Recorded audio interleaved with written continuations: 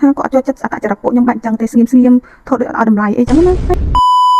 ហើយមួយទៀតយើងមានមិត្តភ័ក្តិមកទេមានមិត្តភ័ក្តិបែបលក្ខណៈថានិយាយមកអាំងរហូតតែឆ្លោះមានច្រើនមែនទេពួកគាត់ហ្នឹងដូចជានិយាយរឿងការដាំបាយចឹងយើងដាំបាយដាក់ទឹកហើយគាត់ដាំបាយដាក់អំបិលអីចឹងហើយគាត់ថាបាយគាត់ឆ្ងាញ់ជាងគេលោកមានតែបាយគាត់អីចឹងណានិយាយរួមមកវាមានច្រើនមែនទេមិត្តភ័ក្តិប្រភេទដែលរហូតតែឆ្លោះវាមិនឆ្លោះខ្លាំងទេលក្ខណៈប្រកែកហើយមនុស្សខាងយើងខាងស្ងៀមស្ងាត់ខាងអាស៊ីគឺស្ងាត់ស្ងៀមមែនទេគឺអត់ចង់ប្រកែកច្រើនទេតែយើងអត់ចង់ប្រកែកគឺយើងដើរចេញហ្មងដើរចេញទៅពេលទៅគាត់ខំយើងថាយើងអត់រវារវល់គាត់ហើយយើងនឹងទឹកចិត្តជាយើងធ្វើម៉េចក៏កុំឲ្យឆ្លោះហើយគាត់នៅលក្ខណៈថាគាត់ចង់ប្រកែកមួយយើងណា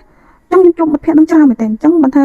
ខ្ញុំអត់ឃើញមិត្តភ័ក្តិចឹងខ្ញុំជៀសហ្មងពួកគាត់ចូលចិត្តធ្វើអីមករហូតតែប្រកែករហូតតែឆ្លោះមិនថាជនជាតិយូរ៉ុបទៅក្រៅពីអាស៊ីយើងគឺសឹងតែមានចឹងករណីនឹងច្រើនមែនទេហើយខ្ញុំជួបអញ្ចឹងតាំងពីឆ្នាំទី1រហូតដល់ឥឡូវនឹងឯងបងប្អូនវាថានឹងចរិតបែបហ្នឹងតោះតែយើងលេងនិយាយវាថា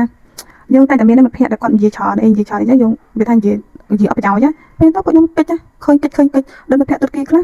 គាត់និយាយច្រើនហើយគាត់មកដោបន្ទប់ជាមួយខ្ញុំមកដោបន្ទប់ជាមួយនឹងពួកខ្ញុំសាអាស៊ីគាត់ឃើញពួកខ្ញុំស្ងាត់ពេកគាត់និយាយប្រាប់គ្រូថាចេះថាពួកខ្ញុំនឹងអត់ឲ្យតម្លៃគាត់ឲ្យគាត់ជាភ្ញៀវសិស្សថ្មីមកនៅបន្ទប់អីចឹងណាហើយគ្រូគាត់ដឹងពីចរិតពួកខ្ញុំហើយពួកខ្ញុំនិយាយទៅកាន់គាត់ថាចេះពួកខ្ញុំសិស្សអាស៊ីតាំងប្រហែល1លានដុល្លារកម្ពុជានៅបន្ទប់ហ្នឹងណាតើតែមានរឿងត្រូវនិយាយមិននិយាយបើមានរឿងត្រូវនិយាយទេគឺអត់និយាយទេបើសិនជាអ្នកឯងសួរមេរៀនវិជ្ជាភាសាអារ៉ាប់អត់ចេះទេរកពួកខ្ញុំអត់បញ្យល់បានយល់មានតែអីមកតែបើខ្ញុំនិយាយរឿងប្រធានបទអត់ប្រយោជន៍និយាយលេងសើចច្រើនអីច្រើនពួកខ្ញុំអត់និយាយទេគឺពួកខ្ញុំត្រង់អញ្ចឹងហើយពួកគាត់ថាគាត់ចូលចិត្តអត្តចរិតពួកខ្ញុំបាច់អញ្ចឹងទេស្ងៀមថតឲ្យតម្លៃអីចឹងណាហើយគ្រូគាត់ថាឲ្យម្នាក់ជនជាតិទុរគីនឹងវិញគាត់ថានៅមួយគ្នាត្រូវចោះសម្រងមួយគ្នាហើយចូលចិត្តនិយាយច្រើនអីហើយអញ្ចឹងក៏អត់កោតដែរវាអត់ប្រយោជន៍ទេតែមានតែអីមកនិយាយមកគាត់ចង់ឲ្យយើងនឹងបណិបណៈនិយាយមួយគាត់និយាយរួមបណិបណៈទាំងនៅក្នុងបន្ទប់យើងត្រូវស្វាគមន៍គាត់ហើយខាងនោះគឺខាងជនជាតិគាត់នឹងគឺចង់ឲ្យយើងបណិបណៈច្រើនមែនទែនហើយយើងធ្វើអញ្ចឹងវាអត់បាន